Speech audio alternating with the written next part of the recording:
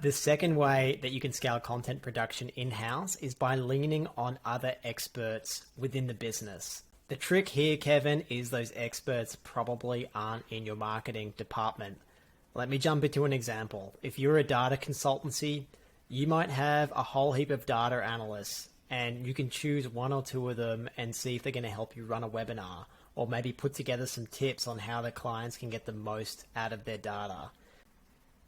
Leveraging your internal experts is going to help you with that content production, and it's going to help you create content that your dream customers actually really want to consume as well, because they're the experts. Now, the key is you have to get buy-in from them in order to get them to do that.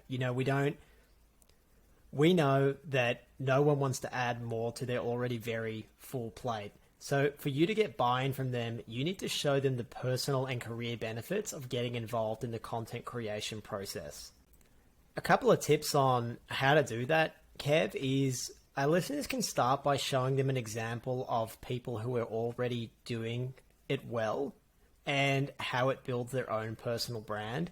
If you can't find an example within your own industry, check out any of the gang at Chili Piper or Refine Labs or Gong on LinkedIn. Check out any of their employees and look at how they're doing it to really drive awareness, bottom line revenue for their brand, but also bring a really strong personal brand for themselves, which really gives you a bit of a security blanket too, in terms of showing the value that you bring to your own role, but also gives you leverage and an audience if you want to move to another role elsewhere.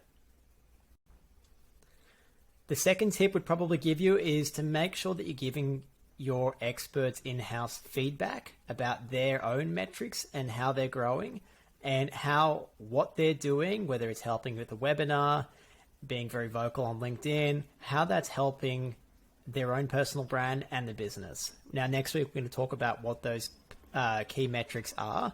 But for now, we're just going to say that we want to look at those metrics and give those as feedback to the experts to encourage them. Finally, Kev, a really simple one is in our chats with a lot of marketing managers, we know that often their reporting involves emailing the whole business or senior people in the business, normally once a month, some even as often as once a week, sending a company-wide email about all their marketing activities. In those marketing activities, in that email, call out the in-house experts that you're helping and give them some recognition. Pump up their tires. They'll be stoked about that. We guarantee that if you do that, more and more are going to want to join.